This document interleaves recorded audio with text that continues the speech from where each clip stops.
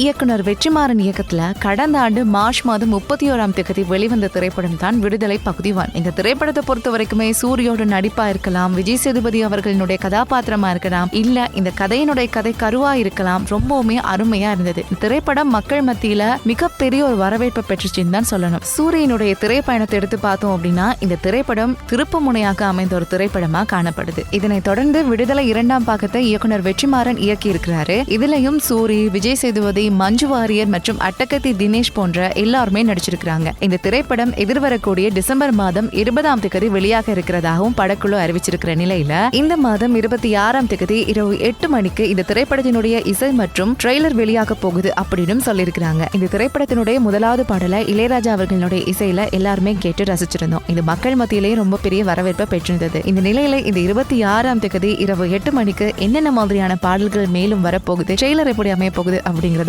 காத்திருந்து பார்க்கலாம்.